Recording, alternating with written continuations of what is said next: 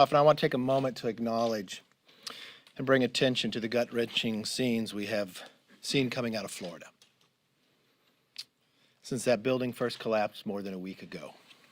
We mourn the loss of the 18 lives who've perished, including the 2 children, ages just 4 and 10, whose bodies were found just yesterday.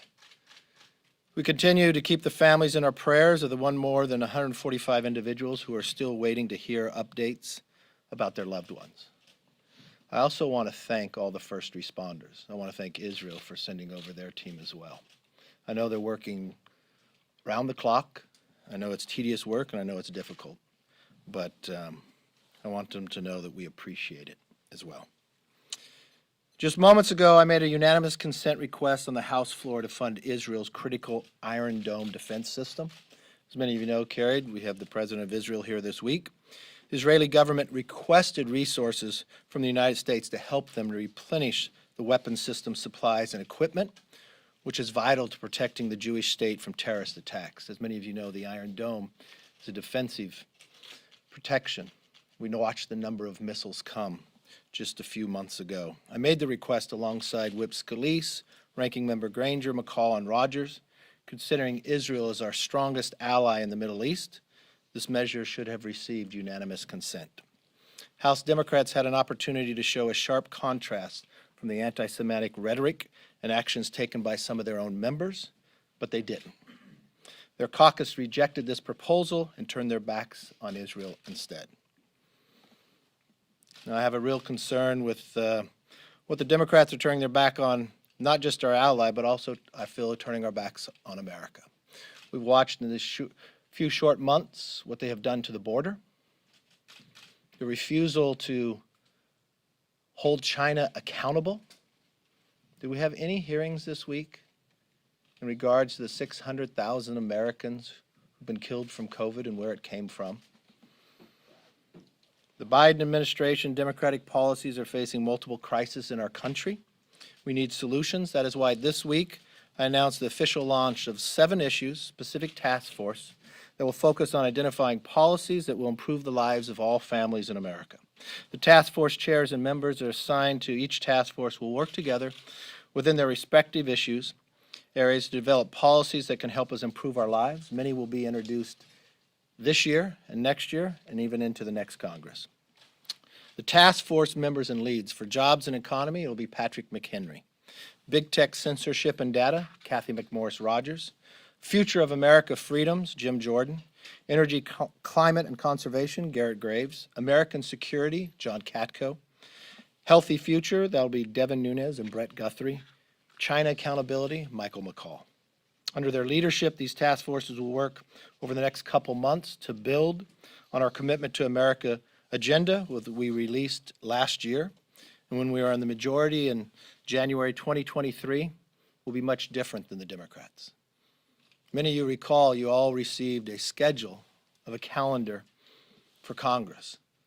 The minute the Democrats won their victory in Georgia, what did they do? They canceled the schedule because they didn't know what to do. And now we found out 6 months later, all they've done is developed a crisis. The Republican conference will have the answers and the solutions, and we'll lay them out to the American public to be very clear. As we move into this weekend, in these just 6 months of Biden administration, we have the highest gas prices in 7 years, as many want to hit the road. Inflation grew at the fastest rate since 2008. Crime. Last weekend, more than 70 shootings in Chicago. Just watched the weeks before, a man and woman pulled from their car in broad daylight and shot and killed on the streets of Chicago. Just a few weeks ago, we watched the young children walking their neighborhood in New York get knocked down by a man running who's being shot at. Continued to shoot at him as he laid on top of the children.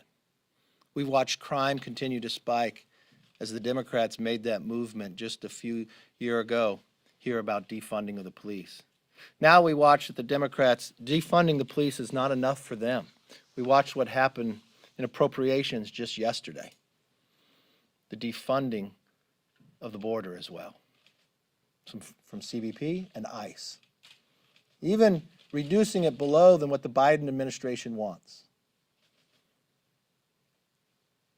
We watched the person in charge, the vice president, spend a short amount of time along the border, more at an airport, saying that they inherited a problem, but each month the problem has gotten worse. They set a new record, a 21-year record of the number of people coming across. Well, I think the American public wants more. They want to hold people accountable. They want a border that's secure. They want an economy that will grow. They want inflation under control, and they want a gas price they can afford as well. Unfortunately, no one thought in this short amount of time they'd put America in this greatest crisis. We watched the Middle East erupt, and today they had an opportunity not to send offensive, but defensive to our greatest ally, the only democracy in the Middle East, and they could not even agree on that. With that, let's open it up for questions. You want to go to you first? Yeah. All right, go right ahead. Let's guess. So why should Liz Cheney lose her committee assignments for agreeing to serve on a select committee to investigate what happened on January 6th? I'm not making any threats about committee assignments, but as you know how Congress works, you get elected by your district, and you get your committees from your conference.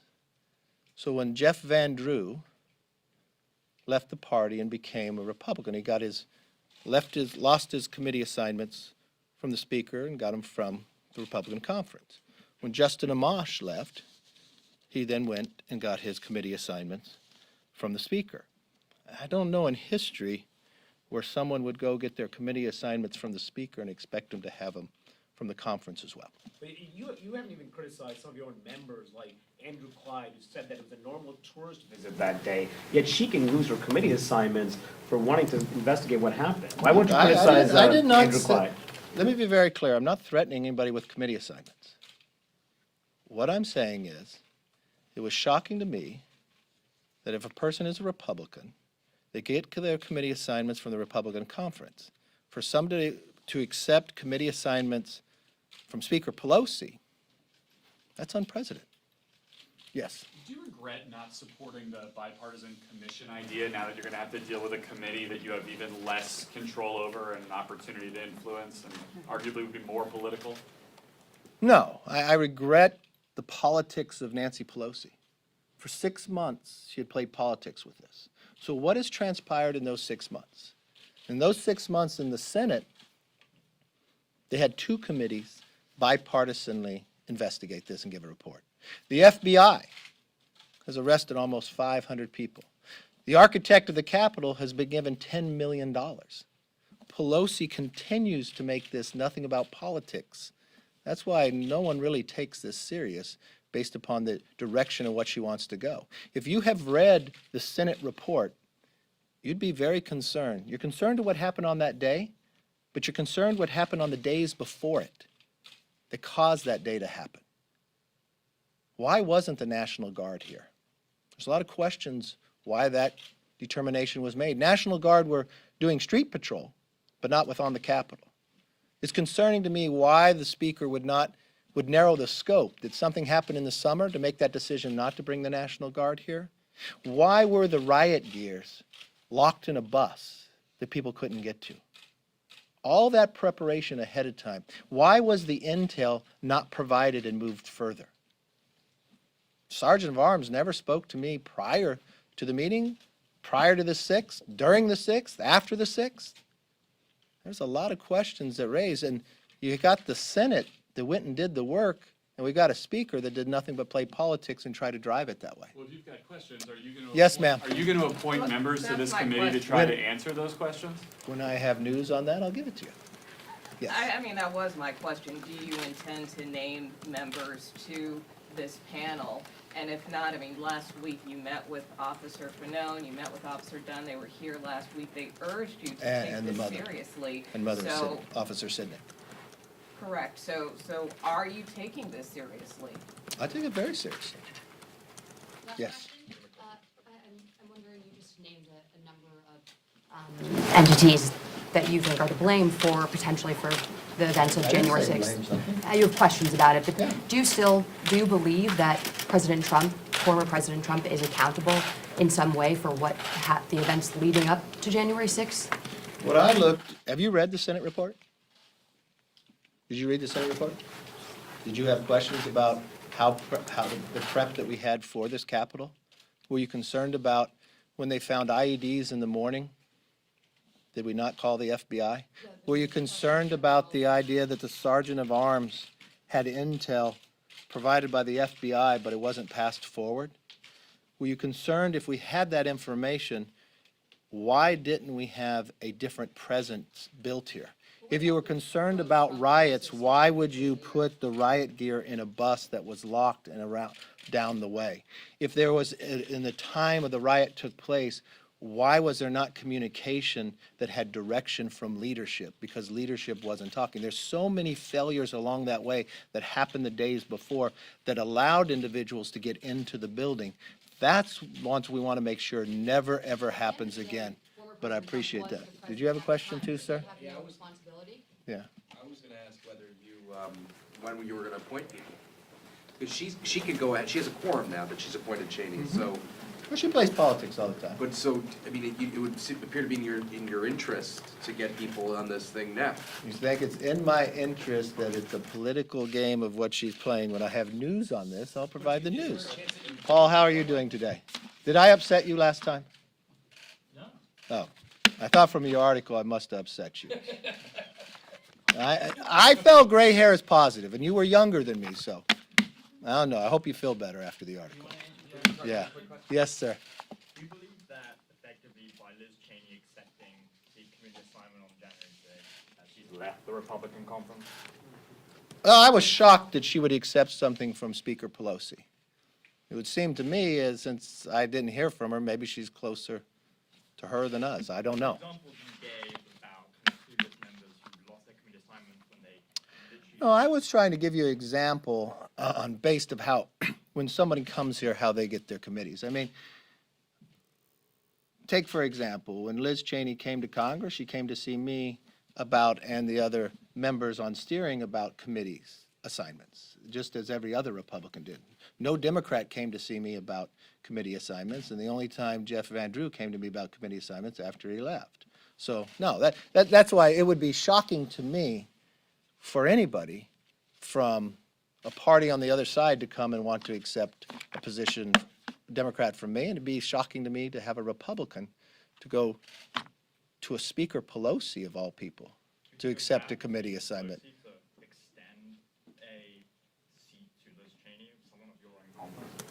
I'm sorry? Do you think it was bad of Speaker Pelosi to extend a seat on the committee to someone? Well, I've always found how the system works here. Republicans, conference appoints Republicans and Democrats appoint Democrats. That's why you have ratios, and that's why you have the system way it goes. Look, if I don't see all of you because we'll be gone, I want to wish you all a very happy 4th of July.